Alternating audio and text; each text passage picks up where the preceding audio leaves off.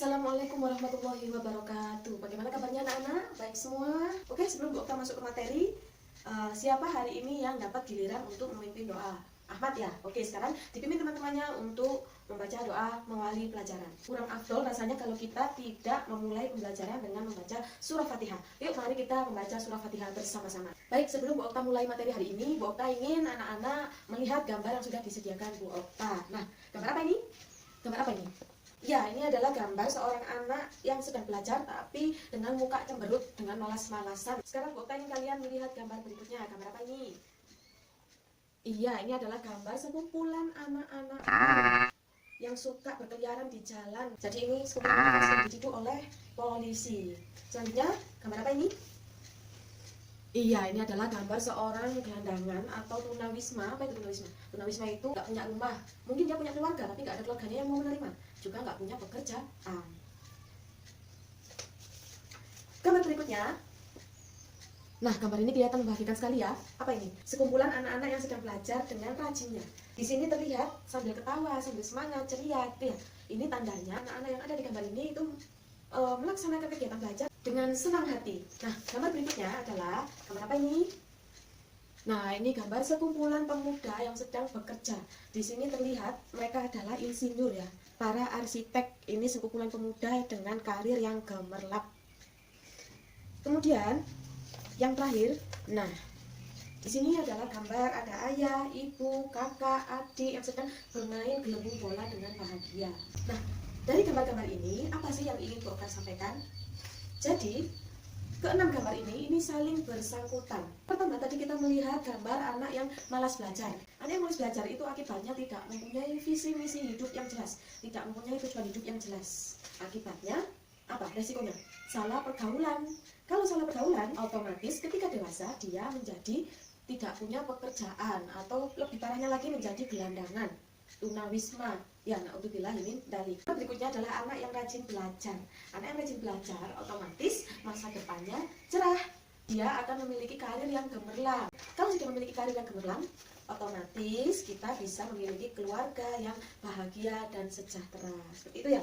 Nah, apa sih kuncinya? Apa yang membedakan dua sisi kehidupan yang berbeda tadi? Kuncinya apa yang membedakan? Kuncinya yang membedakan adalah gaya hidup mereka. Gaya hidupnya seperti apa, Bu? Gaya hidup yang disiplin. Kalau yang masa depannya seperti ini, keluarga bahagia, sudah bisa kita tebak bahwa masa kecilnya Bapak Ibu ini rajin belajar. Tapi, kalau yang gelandangan, ini sudah kita bisa tebak.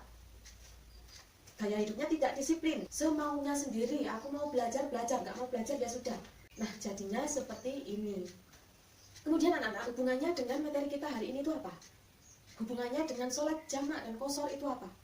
Iya, jadi Islam itu memberi kemudahan untuk umatnya melaksanakan ibadah di waktu sulit. Di waktu sulit itu yang bagaimana sih, Bu? Di waktu sulit itu seperti kita sedang perjalanan jauh. Seperti sedang, misal ya, kalau zaman dulu itu dalam peperangan.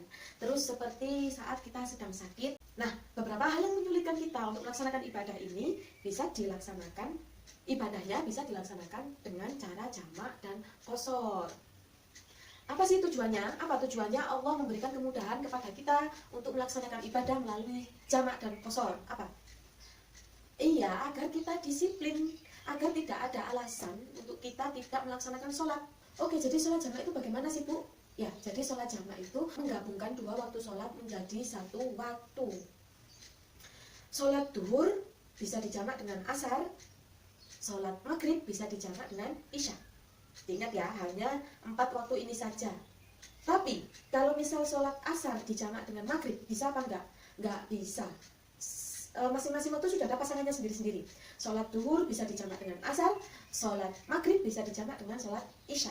Sholat subuh bisa apa enggak? Enggak bisa. Ya, hanya 4 waktu ini saja dan masing-masing sudah memiliki pasangan masing-masing. Lantas, jenis-jenis sholat jamak itu ada 2 macam. Sholat jamak takdim dan sholat jamak takhir. Takhir itu kita sudah tahu kan dari bahasanya saja, takhir, akhir. Kalau takdim itu awal. Ya, jadi kalau sholat jamak asar, jadi kalau sholat jamak duhur asar, jamak takdim dilakukan saat awal. Yang awal yang mana? Duhur apa asar? Duhur. Jadi sholat jamak takdim, duhur dan asar dilakukan ketika duhur. sholat jamak takhir duhur dan asar dilakukan ketika asar. Kemudian cara pelaksanaannya gimana, Bu? Apakah rakaatnya dikurangi? Tidak. Tidak ya. Jadi sholat jamak ini tetap, kalau duhur asar kan 4 rakaat. Jadi tetap kita laksanakan 4 rakaat, 4 rakaat. Terus Bu, yang dikurangi itu sholat apa? Nah, yang dikurangi itu sholat qashar. Dikurangi berapa, Bu? Dikurangi 2 rakaat. Berarti kalau maghrib bisa jadi 1 rakaat, Bu. Nah, ini yang perlu diingat. Yang bisa diqashar ini hanyalah yang 4 rakaat, duhur, asar, isya. Kalau maghrib tidak bisa diqashar, tetap 3 rakaat. Paham? Kalau kita tidak ada uzur apa-apa, dianjurkan untuk melaksanakan sholat tepat waktu. Uzurnya itu apa aja, Bu? Uzurnya itu seperti kita bepergian jauh, minimal, ada minimalnya ya. Jangan dibilang dari Batu ke Malang boleh diqashar, boleh dijamak, nggak boleh ya. Jadi minimalnya adalah 80,7 km saat kita sedang sakit atau dalam masa kesulitan. Kemudian bepergian jauh tapi dengan niat yang baik ya, misal musafir dalam visi misi berdakwah. Baik, sekarang Bu Okta ingin kalian berkelompok ya, sama satu bangku saja. Jadi satu kelompok 2 anak. Oke, selebaran yang sudah dikasih Bu Okta disimak ya. Jadi anak-anak bersama dengan teman sebangkunya membaca dengan seksama ilustrasi yang Bu Okta kasih, terus dianalisis apakah tindakan Ahmad ini sudah benar atau masih belum benar. Kalau anak-anak mengatakan ini belum benar, jika dijelaskan alasannya. Kalau memang menurut anak-anak ini sudah benar, maka dijelaskan pula alasannya. Oke? Baiklah, karena waktu kita sudah habis, maka pembelajaran hari ini kita sudahi dulu. Kita lanjut besok, minggu depan. Sebelum Bu Okta akhiri, Bu Okta ingin menggarisbawahi poin materi hari ini. Apa poinnya?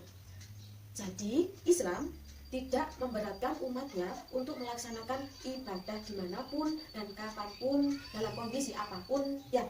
Itu tujuannya adalah untuk meningkatkan rasa disiplin kita melaksanakan ibadah. Itu untuk meningkatkan rasa disiplin kita dalam melaksanakan ibadah. Yang perlu anak-anak ingat, kalau sholat kita tepat waktu, sholat kita disiplin, teratur, tidak bolong-bolong, itu akan berdampak ke kegiatan sehari-hari kita. Jika sholat kita teratur, disiplin, insya Allah belajar kita juga disiplin. Insya Allah kehidupan kita juga teratur. Jadi, jika kita ingin hidup kita terus ada perbaikan, maka yang harus kita lakukan adalah memperbaiki sholat. Ahmad teman-temannya bisa dipimpin untuk berdoa mengakhiri pelajaran, tapi doanya harus ada kaitannya dengan pelaksanaan sikap disiplin.